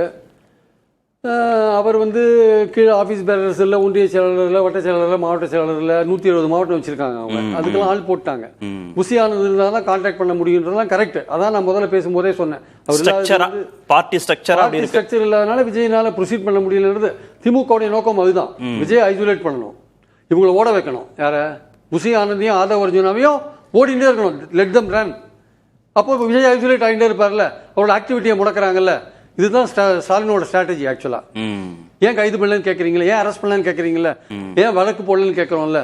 இந்த இதுக்கெல்லாம் பின்னாடி இருக்கிறது என்னன்னா, லெட் தம் ரன், ஓடட்டும், ஓடிட்டே இருக்கட்டும். பயந்து ஓடிட்டே இருக்காங்கல்ல. அப்போ விஜய் ஐசோலேட் பண்ணிகிட்டே இருக்காங்கல்ல, அவருடைய ஆக்டிவிட்டி டிலே ஆகிட்டே இருக்குல்ல. நம்ம கேட்குறோம்ல, ஏன் அவர் போய் பார்க்கல, இன்னும் பார்க்கறது டிலே ஆகிருந்தா என்ன ஆகும்னு கேட்குறோம்ல. ஸோ இங்கே தான் ஸ்டாலினோட ஸ்ட்ராட்டஜி இருக்குது. ஆக்சுவலாக ஓட வைக்கிறதா அவரோட ஸ்ட்ராட்டஜி. இது கவர்மெண்ட்லேருந்து சொல்கிற ஒரு விஷயம். நான் திருப்பி நான் பேசும்போது கேட்கும்போது அவங்க சொல்கிற விஷயம் லெட் தம் ரன் அப்படின்றாங்க. ஸோ லெட் தம் ரன்ன்ற போது இவர் ஐசோலேட் பண்ணுறாங்க. ஸோ இப்போ நாங்கள் இருக்கோன்னு வர்றாங்களே, திரு பழனிசாமி வராரு, பாஜக தலைவர்கள் வர்றாங்க. பழனிசாமி நான் அந்த முதல்ல அரசியல் சொல்லியாளுன்னு சொல்கிறேன்ல, இந்த பெருந்துயரம் நடந்திருக்குல்ல, அவர் ஒரு வகையில் இந்த பைபோலார் பாலிடிக்ஸில் கிட்டத்தட்ட பழனிசாமிக்கு போட்டியாக தான் வந்திருந்தார். இப்போ இவருக்கு இந்த துயரத்தை சந்திச்சோன்னா இவருக்கு ஒரு பின்னடைவு வரும் அப்படின்னு அதிமுக வந்து அவங்களுக்கு வந்து இந்த விஷயத்தில் வந்து விஜய் பின்னடைவை சந்திக்கிறது அவங்களுக்கு ஒரு பிளஸ்ஸிங் இன் டிஸ்கைஸ் மாதிரி ஆயிருக்கு. அவங்களுக்கு வந்து சந்தோஷப்படுற ஒரு விஷயம் இல்லை. ஆக்சுவலா அதாவது பெருந்துயர் சந்தோஷப்படுறது இல்லை, விஜய் பின்னடைவை சந்திக்கிறார்ல, அது வந்து பழனிசாமிக்கு சந்தோஷப்படுற விஷயம். நமக்கு போட்டியா அந்த பைபோலார்ல வந்திருந்தாரு, இவர் கொஞ்சம் பின்னடைவை சந்திக்கிறாரு அப்படின்னு. ரெண்டாவது வந்து எடப்பாடி, இப்போ எடப்பாடிக்கு வந்து தாவேக்க ஆட்கள் வந்து கொடி காமிக்கிறாங்க, அதெல்லாம் வந்து நான் இப்போ உடனடியாக நம்புறதுக்கு ரெடியா இல்லை. பிகாஸ் இந்த மாதிரி பல விஷயங்களை நான் அரசியலில் பார்த்துருக்கேன். அதனால் அந்த கொடியை காமிக்கிறது 10 பேர் சேர்ந்து தாவேக்கா கொடியை காமிக்கிறது இதெல்லாம் அவ்வளவு சீக்கிரம் விஜய் ரசிகர்கள் அவரை விட்டு போக மாட்டாங்கன்னு என்னுடைய கருத்து. எல்லாம் அவங்க ஒரு வெறி பிடிச்ச ரசிகர்களாக இருக்காங்க. பேசிக் அரசியல் இல்லாட்டி சார் அது விஜய் மக்கள் மன்றமாக இருந்து வந்தது சார். அது முன்னாடி ஸ்ட்ரக்சர் இல்லைன்னு சொல்றீங்கல்ல, ஸ்ட்ரக்சர் இருந்தது, விஜய் மக்கள் மன்றமாக இருந்தது. அதுக்கப்புறம் கட்சி வருது, நாடு முழுக்க அந்த மன்றம் இருந்தது. அந்த மன்றத்தை ஒருங்கிணைக்கிறது புஷி ஆனந்த் தான் பண்ணியிருந்தாரு, அவருக்கு எல்லாமே தெரியும். அதனால அந்த அமைப்பு இல்லைன்னு சொல்ல முடியாது. அந்த மக்கள் மன்றத்தில் அமைப்பு இருந்தது, அதில் ஆர்கனைசேஷன்லாம் இருக்க தான் செஞ்சாங்க. அதனால ஒண்ணுமே இல்லை, அமைப்பு இல்லைன்னு சொல்ல முடியாது. அவங்களுக்கு ஒரு அமைப்பு இருக்கு. இப்போ கட்சியாக மாறின பிறகு ஒன்றிய செயலாளர், வட்ட செயலாளர், கிளை செயலாளர் போடலை. அதனால விஜயை பொறுத்த மட்டும் அவர் என்னைக்காவது எனக்கு அதிமுகவே ஆதரவு கொடுங்க, பாஜகவே எனக்கு ஆதரவு கொடுங்கன்னு சொல்லிட்டு இருக்காரா? இவங்களா போய் அவர் மேல விழுந்துட்டு இருக்காங்க. இவங்களுக்கு என்ன பையன்னா, நம்ம பாஜக அதிமுக கூட்டணி திமுக தோக்கடிக்க முடியாது, நான் புலிக்கு பயந்தவங்களாம் என் மேல படுத்துக்கோங்கன்ற மாதிரி இப்ப இவங்க பண்ணிட்டு இருக்காங்க. ஆக்சுவலா விஜய் சொல்றாரு, நான் என் தலைமையில தான் கூட்டணி, நான் தான் டிஎம்கே கட்சின்னு அவர் தொடர்ந்து சொல்லிட்டு இருக்காரு. இன்னைக்கு வரையும் அவர் என்னைக்காவது இல்லைங்க அதிமுகவுக்கு ஆதரவு பிஜேபியோடு சேருவாரு, பிஜேபி ட்ரை பண்ணி பாக்குறாங்கன்னு பேச்சுக்கெல்லாம் இருக்கு. அதிமுக பாஜக கூட்டணியுமே கடுமையாக விமர்சனம் பண்ணாரு கரூர்ல. நிறைய தடவை பண்ணியிருக்காரு சார். பாசிச பாஜக 10 தடவை மேல சொல்லியிருக்காரு. பல தடவை தாமரை தண்ணீர்ல ஒட்டாத மாதிரி இது பாஜக தமிழ்நாட்டில் ஒட்டாதுன்னு சொல்லியிருக்காரு. எத்தனை வேஷம் போட்டு கொண்டு வந்தாலும் பாஜக எழுபடான்னு சொல்லியிருக்காரு. இதெல்லாம் மாறி அவர் பாஜகவோட பேசுறாருன்னா, அவருக்கு சிபிஐ என்கொயரி போயிருந்ததுன்னா ஒருவேளை பொலிட்டிக்கலா பாஜக வலை போட்டிருக்கலாம் அவர் மேல. சிபிஐ என்கொயரியும் போல, ஒரு சுப்ரீம் கோர்ட் போனா என்ன தெரியாது, யாராவது போனாங்கன்னா. அதனால அவருக்கு இந்த அவசியம் வரல. அவர் நினைக்கிறாரு தான் இன்னும் ஒரு டிமாண்ட்ல தான் இருக்கும்னு நினைக்கிறார். விஜய் நினைக்கிறார் தான் இன்னும் ஒரு டிமாண்ட்ல இருக்கும், நம்ம இவங்களுக்கு தான் நம்ம தேவை. அதாவது கரூர் சம்பவத்திற்கு பிறகும் நினைக்கிறாரு. ஒரு நடுநிலை மக்கள் கொஞ்சம் அவரை விட்டு பிரிஞ்சிருக்கலாமே தவிர அவருடைய ரசிகர் மன்றங்கள்லாம் ஸ்ட்ராங்கா தான் விட்டு இருக்காங்க. சோ அவங்க அதிமுக பாஜகவுக்கு தான் விஜய் தேவை. விஜய் இந்த எலெக்ஷன் போராடி அடுத்த எலெக்ஷன் போவாரு, அடுத்த எலெக்ஷன் போராடி அடுத்த எலெக்ஷன் போவாரு. எடப்பாடிக்கு என்ன டூ ஆர் டை பேட்டில். இந்த எலெக்ஷன்ல முடிஞ்சதுன்னா உங்க பதவியும் போச்சு, உங்க கட்சியும் பின்னாடி போகும். திரு ராம்கி, திரு எடப்பாடி பழனிசாமி விஜய்க்கு ஆதரவான ஒரு நிலைப்பாடு எடுக்கிறது யாருக்கு லாபம்? திரு பழனிசாமிக்கு லாபமா, திரு விஜய்க்கு லாபமா? எடப்பாடி அவர்கள் தான். அதாவது நீங்க விஜய் எடப்பாடி பழனிசாமிக்கு தான் லாபமா? அதாவது விஜய்க்கு ஏற்பட்ட பின்னடைவை ரொம்ப எஃபெக்டிவா பயன்படுத்திக் கொள்வதா எடப்பாடி எல்லா கட்சிகளுமே பயன்படுத்தி அட்டன் பண்ண. திமுக உடனடியாக முதல்வர் இப்ப உடனடியாக கிளம்பி போனாரு. இல்ல, பயன்படுத்திக்கிற 2 விதம். ஒண்ணு அவங்களை இக்னோர் பண்றது, திரு விஜயை கிரிட்டிசைஸ் பண்றது, அவரை இக்னோர் பண்றதுங்கிறது ஒரு விதம். அப்படி பலவீனப்படுத்திட முடியும். முதல்வர் இக்னோர் தான் பண்றாரு. விஜய் பேரே குறிப்பிட்ட விஜய். இன்னொன்னு, காவல்துறை மீதான விமர்சனங்களை இன்னும் தீவிரப்படுத்தி, அரசு மீதான விமர்சனங்களை தீவிரப்படுத்தி ஒரு இணக்கமான போக்கு அப்படின்னு ஒண்ணு காமிக்கிறது. அப்படியும் இது பண்ண முடியும். இந்த 2ல என்ன எது அவருக்கு கை கொடுக்கும்னு நினைக்கிறீங்க? எதை பண்ணிருக்கணும்னு நினைக்கிறீங்க? அதாவது நீங்க இப்ப அந்த பெங்களூர் சம்பவத்துக்கு அப்புறம் ஒரு கிரௌட் மேனேஜ்மெண்ட் பில்லே பாஸ் பண்ண கர்நாடகால. சோ அது அடுத்த விவாதத்தை கொண்டு போவோம். நீங்க என்ன எஃபெக்டிவா ஆக்கப்பூர்வமா என்ன பண்ணீங்கும்போது அது வேறு விவாதமா போகும். நான் என்ன சொல்றேன், நம்ம இப்படி அரசியலாவே பேசுவோம். இந்த பின்னடைவை அதிமுக பயன்படுத்திக் திமுக பாஜகவும் பயன்படுத்திக் கொள்கிறது. அதனாலதான் பாஜக திரும்ப சீன்ல வந்தாங்க. அவரை கார்னர் பண்ணாதீங்க அப்படிலாம் சொன்னாங்க. இன்னைக்கு அவர் நாங்க மார்க்கெட்டிங் ஆஃபீஸரா, நீங்க அவரை போய் கேளுங்கிறாங்க. சோ அதுல ஒரு பிட்டன் அவங்களால அதை பயன்படுத்திக்க முடியவில்லை. இன்னைக்கு எடப்பாடி அங்க சேலம் இதுல போயிட்டு என்ன பண்றாரு, 2 நிமிஷம் கரூருக்கா நான் மௌன அஞ்சலி செலுத்துறேங்க. அந்த கூட்டம் பின் டிராப் சைலன்ஸ் அப்படியே இருக்குது. கூட்டம் கட்டுப்பாட்டுல இருக்குது. சோ இதெல்லாமே நீங்க பார்க்கணும். ரெண்டாவது, அந்த கூட்டம் அமைதியா இருக்க கூட்டம் அதிமுக கூட்டமா தாவேகா கூட்டமா? அதுல தாவேகாவும் இருந்திருக்கணும். நம்ம அதான் பேசுறோம். ரவீந்திரன் சார் சொன்னார்ல, இருந்திருந்தா லாபம் இல்ல. ஆக்சுவலா அது ஆயிடுச்சு, கலந்து விட்டது. நான் என்ன சொல்றேன், இது அவ்வளவு எளிதாக விஜயை விட்டு அதிமுகவை நோக்கி நகர்ந்து விட மாட்டார்கள் அவருடைய தொண்டர்கள், விஜய் தொண்டர்கள்னு திரு பிரியன் சார் சொல்றாரா? அவ்வளவு எளிதா உடனே போஸ்டர் அடிச்சு கொடியை பிடிச்சு உடனே அதிமுக பக்கம் நகர்ந்துட போறாங்க? அதுதான் இப்ப நீங்க இணையத்தில் நடக்கிற விவாதங்கள் பார்த்தாலே தெரியும். யாரெல்லாம் விஜய் ஆதரிக்கிறாங்களோ அவங்க பின்னாடி தான் தாவேகா தொண்டர் நகர்றாங்க. நீங்க பாத்திருப்பீங்க, நிறைய யூடியூபர்ஸ் இதனாலதான் பெரிய கவுட்லாம் அதிகமாயிட்டு இருக்குது. அதே போல பாஜக ஸ்கோர் பண்ணிச்சு, அதை அவங்கள சஸ்டெயின் பண்ண முடியல. எடப்பாடி நிதானமாக ஆரம்பத்தில் அவர் முன் வைத்ததுல இருந்து இன்னைக்கு வரைக்கும் நிதானமா அதை மெல்ல மெல்ல அந்த பக்கம் கொண்டு போறாரு. இப்ப நீங்க இந்த 3 முடிச்சுல அந்த படம் இருக்காது தான். இது 3 முடிச்சுல கமலஹாசன் நடந்தது ஒரு சதி கிடையாது, அது விபத்து தான். அதை ரஜினி வேடிக்கை பார்க்கறதுல இன்னைக்கு எல்லாருமே ரஜினி தான். எல்லாமே நீங்க ஆரம்பத்துல பேச முடியாது. அங்க அது கமல் பண்ண தவறு. ஆக்சுவலா ஒரு கட்டத்துல அதை ரியலைஸ் பண்ணும்போது அவர் என்ன புரிஞ்சுக்கிறாருன்னா, சரி நமக்கு தேவை ஸ்ரீதேவி அப்படிங்கிறதுனால அவர் அன்னைக்கு நண்பனை விட்டு கொடுக்குறாரு. ஒரு காலகட்டத்தில் மாறும், அப்ப புரியும். அப்ப அடிப்படையே எல்லா அரசியல் கட்சியுமே ரஜினி தான். அப்ப அவங்க என்ன பண்ணுவாங்க, நமக்கு என்ன கிடைக்குது அப்படின்னு அவங்க பாப்பாங்க. அதுல யார் ஸ்கோர் பண்ணிருக்கிறது, வெற்றி பெற்றிருக்கிறது அதிமுக. அவங்களால ஒரே லைன் தாவேக்கா விஜய் ஆதரிச்சு எடப்பாடி பேசிட்டு இருக்கிறது ஒரு பக்கம் இருக்க, இன்னொரு பக்கம் தாவேக்கா தொண்டர்களை எடப்பாடி இழுக்கிறத விஜய் எப்படி பார்ப்பார்?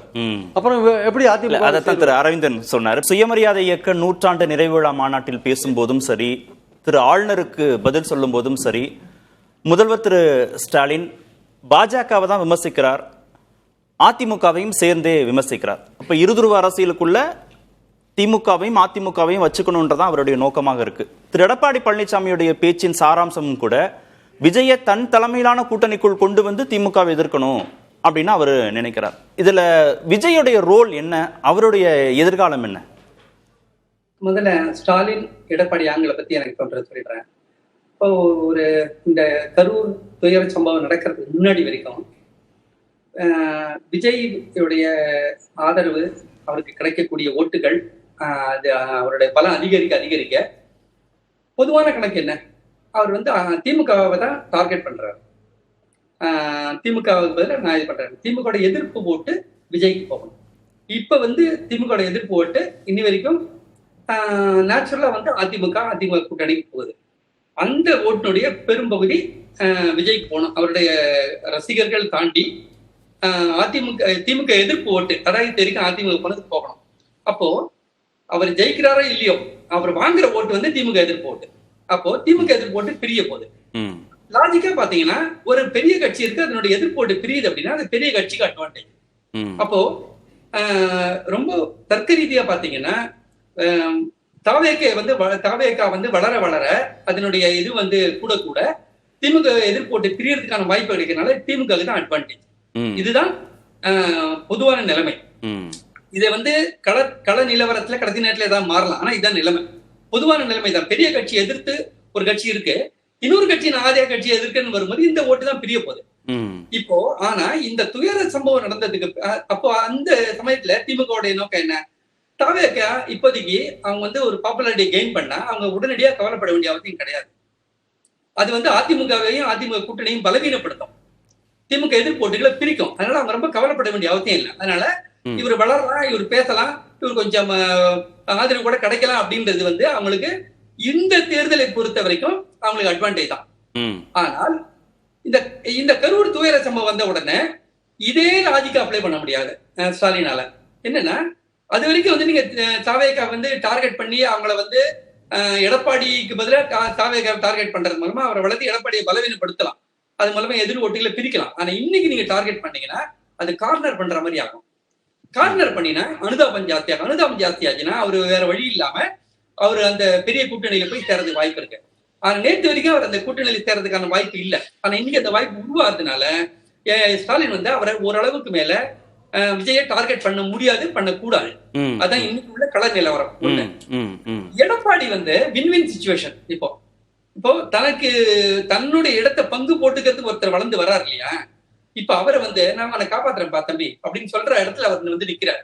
அதை அவர் ரொம்ப சரியா பயன்படுத்திக்கிறார். இது பஞ்சதந்திரத்துல வந்து ஒரு இது உண்டு, அதாவது எதிர்த்து ஒருத்தரை தோற்கடிக்கிறது இல்ல, அவங்க தோல் மேல கை போட்டு தழுவி அவர்களை வந்து பலவீனப்படுத்துறாரு. இப்ப எடப்பாடி வந்து இந்த சந்தர்ப்பத்தை சரியாக பயன்படுத்தினாலும் கூட சொன்னார், சரியா பயன்படுத்துறான்னு சொன்னார் இல்லையா, கரெக்ட் பயன்படுத்தி விஜய வந்து நான் உனக்கு ஆதரவு தெரிவிக்கிறேன், நீ கவலைப்படாத, நான் உன்னை சப்போர்ட் பண்றேன் அப்படின்ற ஒரு சமிக்ஞைகளை நேரடியாகவும் மறைமுகமா அனுப்பி தன்னுடைய தலைமையை மீண்டும், அதாவது எதிர்கட்சின்னு நான் தான், திமுக எதிர்க்க நான் தான்ன்றது மீண்டும் அவர் வந்து நிலைநிறுத்துறதுக்கான இடத்துல இருக்காரு. ஒரு அனுபவம் உள்ள ஒரு அரசியல்வாதின்றது இப்ப அவர் நிரூபிச்சிட்டு இருக்காரு. விஜய்க்கு நஷ்டம் தானே இந்த அரவணைப்புக்கு சம்மதம் தெரிவிச்சுட்டா? விஜய்க்கு நஷ்டம் தானே? கண்டிப்பா நஷ்டம் தான், கண்டிப்பா நஷ்டம் தான். அது ஷார்ட் டேர்ம்லயும் நஷ்டம் தான், லாங் டேர்ம்லயும் நஷ்டம் தான். ஆனா கெயின் வந்து அதிமுக.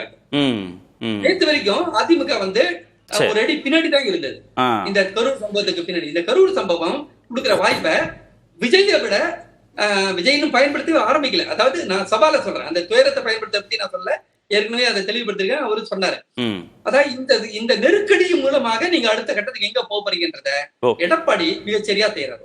அரசியல் ரீதியா சொல்றேன், தார்மீக ரீதியா சொல்லல, அரசியல் ரீதியா சொல்றேன். ஓகே, திரு ரவீந்திரன், இதுல எடப்பாடி பயன்பெற்று விடக்கூடாது அப்படின்னு திரு ஸ்டாலின் நினைக்கிறாரு.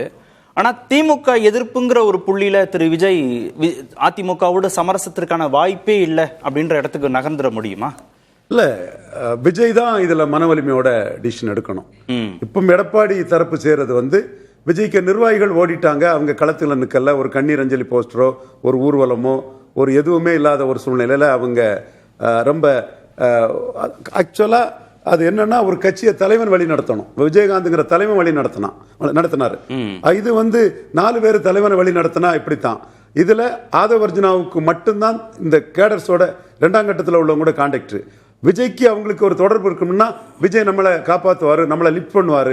இதில் நம்ம இன்வெஸ்ட் பண்ணதுக்கு நாளைக்கு ஒரு டிவிடெண்ட் கிடைக்கும். இன்னைக்குள்ள அரசியல் வந்து அக்குமுலேட்டிங் பவர் அமாசிங் வெல்த்ங்கிற மாடர்ன் பொலிட்டிக்ஸுக்குள்ள நம்ம விஜய்க்காக இதில் தியாகம் பண்ணால் விஜய் நம்மளை என்கரேஜ் பண்ணி நம்மளை பெரிய ஆளாக்குவாருங்கிற அந்த நம்பிக்கையில் அவங்க இன்வெஸ்ட் பண்ண வருவாங்க. அந்த ஒரு கான்டாக்ட் விஜய்க்கு இவங்களுக்கு இல்லாதனால ஆதவர்ஜுனா மன்னிக்கவும் புசி ஆனந்துக்கு மட்டும் கான்டாக்ட் இருக்குங்கனால இந்த இடத்துக்குள்ள திக்குமுக்காடி போய் நிற்கிறாங்க. இந்த விஜய்க்கோட அமைப்பின் திக்குமுக்காடல அதிமுக காரங்க ஸ்கீம் பண்ணி அவங்கள பச்சையா சொல்றேன் பர்ச்சேஸ் பண்றாங்க, விலைக்கு வாங்குறாங்க.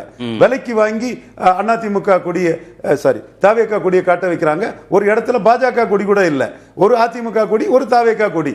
அப்ப நீங்க ஒரு அதுல திரு அரவிந்தன் சொன்னாரு, திரு விஜய் திரு பழனிசாமியோட இந்த தேர்தலுக்கு கூட்டணிக்கு போனா ஷார்ட் டேர்மும் அவருக்கு பயன் கிடையாது, லாங் டேர்மும் பயன் கிடையாதுன்னு சொன்னார்ல. இல்ல, ரொம்ப மோசம் போயிருவாரு. தன் கையில வராத ஓட்ட ஒருத்தர் டிரான்ஸ்ஃபர் பண்ண முடியாது. இல்ல, நீங்க கட்சிங்கிற கட்டமைப்பு இருக்கணும், இந்த தேர்தலுக்கு அதையாவது தக்க வைக்கணும்னா திரு விஜய்க்கு வேற என்ன? முதல் தேர்தல்ல நிரூபிச்சாதான் பலம். அப்படி நிரூபிக்கிறது ஸ்டாலினுக்கு லாபம், எடப்பாடிக்கு நஷ்டம். ஏன்னா எடப்பாடியே இப்போ அதாவது கூட்டணிக்கு போகாம தனிச்சு நின்னு எஸ் இப்ப எடப்பாடியே சீமான் கிட்ட 7% வாக்கு இழந்திருக்காரு. இது ப்ரூவன் ரெக்கார்டு. பலரும் கில்லிங் சைலன்ஸ் பண்ணலாம், மறைக்க முயலலாம். ஜெயலலிதா உயிரோடு இருக்கும்போது 1% இருந்த சீமான் நான் பெனிஃபிஷரி காஸ்ட் ஆஃப் எடப்பாடி பலகீனப்படுத்தி தான் 8% வந்திருக்கலாம். இது ஃபேக்ட். அதே மாதிரி திராவிட இயக்கம்னு ஸ்டாலின் வளர்ந்திருக்கிறாரு அதிமுக ஓட்டுல. அதுல வந்து அண்ணாமலை அதிமுக ஓட்டை கையில் எடுத்திருக்கிறாரு. அதே மாதிரி விஜயும் களத்துக்குள்ள நின்னா அதிமுக ஓட்டை தான் பலகீனப்படுத்துவார். இயல்பான ஒன்று. இது ஸ்டாலினுக்கும் தெரியுது, எடப்பாடிக்கும் தெரியுது. நடக்க கூடாது, அதை தடுக்கணும்னு எடப்பாடி நினைக்கிறாரு. நடக்கிறது நடக்கட்டு, நாம எடப்பாடி கிட்ட போறதை பெசிலிட்டேட் பண்ணக்கூடாதுன்னு ஸ்டாலின் ரொம்ப அலர்ட்டா இருக்கிறாரு. விஜய் தான் முடிவெடுக்கணும் மன உறுதியோட. திரு ராம்கி, இந்த இருதுருவ அரசியலுக்குள்ள திமுக அதிமுக இருக்கணும்னு 2 தலைவர்கள் விரும்பினாங்க. திரு விஜயும் விரும்பினார் திமுக தாவேகா தான் இருக்கணும்னு. இப்போ அதிமுக தாவேகா இணைஞ்சு அது இருதுருவமாக மாறுவதற்கான சாத்தியக்கூறுகள் வந்தா அதுல பழனிசாமிக்கு தான் லாபம், திரு விஜய்க்கு லாபம் இல்லைன்னா அந்த முடிவை எப்படி திரு விஜய் எடுக்க முடியும்? அது நீங்க அரசியல் எதிர்காலம் பத்தி எல்லாம் கவலைப்பட வேண்டிய நேரம் இன்னைக்கு இல்லை. இன்னைக்கு முதல்ல விஜய் தன்னை மீட்டுக் கொள்ள வேண்டும். அப்புறமா அவர் தனக்கான ஒரு அமைப்பு, அது கட்சியோ ரசிகர் மன்றமோ, அதை மீட்கணும். ஏன்னா அதுதான் அவருக்கான கேரியருக்கான உத்தரவாதம். அதுதான் இல்ல, அது செய்வதற்கு இல்ல, அது யாரு பறிச்சிருக்கா? கட்சி கட்டமைப்பை யாராவது பறிச்சுட்டாங்களா? இல்ல யாராவது அவரை பலவீனப்படுத்திட்டாங்களா? யாராவது அவரை வழக்கு போட்டாங்களா? யாராவது கைது செய்தாங்களா? எதுவுமே தான் அவங்க செய்ய போறது இல்ல. அது வந்து டிஸ்கனெக்ட் ஆயிருக்கு. அது திரும்ப ரீகனெக்ட் பண்ணணும். அதை செய்யறதுக்கு ஒன்னும் தடைகள் இருக்க போறது இல்ல. தடைகள் இல்ல. நிர்வாகிகள் எல்லாரும் சிறையில் இருக்க போறாங்க. தடைகள் இல்ல. ஆனா அப்படின்னா நீங்க சொல்றது சாத்தியம். அதை செய்வதற்கு இதுதான் பிரையாரிட்டி அவருக்கு. அப்படி இருக்கும்போது இல்ல இவர் கூட சேர்ந்தா என்னுடைய அரசியல் எதிர்காலம் வீணா போயிடுமோ, என்னுடைய பலத்தை நிரூபிக்க முடியாது, அப்படி எல்லாம் கவலைப்பட வேண்டிய நேரம் இன்னைக்கு அவர் ஏதாவது செய்தாக வேணும். இல்ல, அதிமுகவோடு சேர்ந்ததுனாலதான் திமுகவை எதிர்க்க முடிஞ்சதுன்னு திரு எடப்பாடி பழனிசாமி எதிர்காலத்தில் பேசுவதற்கான வாய்ப்பு சந்தர்ப்பத்தை கொடுக்குமா கொடுக்காதா? நிச்சயமா கொடுக்கும். அப்படின்னா எப்படி திரு விஜய் அந்த முடிவு எடுத்துருவாரு? ஏன் வந்து முடிவு எடுக்கிறேன்? இன்னைக்கு விஜய்க்கு தேவைப்படுவது சாய்ந்து கொள்ள தோள்கள் தேவை. அப்படிப்பட்ட தோள்களை தருவதற்கு பாஜகவால் முடியவில்லை. திமுக நாம் தருவார் நிச்சயமா முடியாது. இப்போ ஒரே ஆப்ஷன் அதிமுகவால் அது முடியும். சோ இப்போதைக்கு அதுக்கு தேவை, அந்த தோள்கள் தேவை. அதற்கப்புறம் அவரை மற்றதை பத்தி அப்புறம் பேசலாம்னு நினைப்பாரு. இன்னைக்கு அவர் மீண்டு எழுந்து வருவதற்கு ஏதாவது ஒரு அரசியல் கட்சியோட ஒரு சாலிடான சப்போர்ட் வேணும். ஏன்னா நீங்க அவர் மட்டும் வரக்கூடாது, கட்சி ரூட் லெவல்ல இருந்து அவர் திருப்பி கொண்டு வரணும்னா அதுக்கு ஏதாவது ஒரு அரசியல் கட்சியோட சப்போர்ட் வேணும். அதை நோக்கி போவார் தான் நான் பார்க்கிறேன். திரு பிரியன், கரூர் துயரத்திற்கு காவல்துறை தான் பொறுப்பு, அரசு தான் பொறுப்புன்னு விமர்சனத்தை சந்தித்திருக்கிறது திமுகவும் திமுக அரசும். இன்னொரு புறத்துல கூட்டத்தை சரியா ஏற்பாடு செய்யல, மேன்மேடு டிசாஸ்டர், பொறுப்பு இல்லை அப்படின்னு நீதிமன்றம் கண்டித்திருக்கிறது. அதனால் விமர்சனங்களை சந்தித்திருக்கிறது தாவேகா. ரெண்டுக்கும் இடைப்பட்டு திரு எடப்பாடி பழனிசாமி இதனுடைய சாதகங்களை தன் பக்கம் திசை திருப்ப முயற்சிக்கிறார் அப்படின்னா 2 தரப்புமே அதற்கு வழிவிட்டு அமைதியா இருப்பாருங்களா? சாத்தியக்கூறுகள்? அதாவது எடப்பாடியுடைய பார்வை எப்படி இருக்குன்னா, விஜயை வந்து நேரடியாக வந்து அவர் குற்றஞ்சாட்டுற மாதிரி இல்லை. பெரும்பாலும் கவர்மெண்ட்டை தான் குற்றஞ்சாட்டுறார். கவர்மெண்ட் அந்த ஸ்டாண்ட் தான் அவர் எடுக்க முடியும். ஒரு எதிர்கட்சி தலைவர் அந்த ஸ்டாண்ட் தான் எடுக்கிறார். அரசியல் ரீதியாக நீங்கள் பார்த்தீங்கன்னா அவர் வந்து விஜய் அவருக்கு தேவையாக இருக்கார். எப்படின்னா பாஜக அதிமுக கூட்டணி அமைச்சு கிட்டத்தட்ட 4-5 மாதம் ஆச்சு. அதிமுகவும் பலவீனமாக இருக்குது. அது தினகரனையும் சேர்க்க மாட்டேனீங்க, ஓபிஎஸையும் சேர்க்க மாட்டேனீங்க. உங்கள் கூட்டணியில் யாரும் வரமாட்டேன்னாங்க ஆக்சுவலாக. ஸோ நீங்கள் வந்து இதே நிலைமையோடு நீங்கள் வந்து தேர்தலில் சந்திச்சிங்கன்னா திமுகவை தோற்கடிக்கிறது ரொம்ப கஷ்டம். ஏன்னா உங்களுடைய ஓட்டே பிரியுது. அரவிந்தன் சொல்கிற மாதிரி திமுக எதிர்ப்போட்டிகள் பிரியுது. அப்படி இருக்கும்போது சாய்ந்து கொள்ள தோளுக்கு வந்து தோல் யாருக்கு தேவைன்னா எடப்பாடிக்கு தான் தேவை, விஜய்க்கு தேவையில்லை. சாய்ந்து கொள்ள அவர் தான் பலவீனமாக இருக்கார். உங்களுக்கு தான் முதல்வர் கனவோட சுத்திட்டு இருக்கீங்க.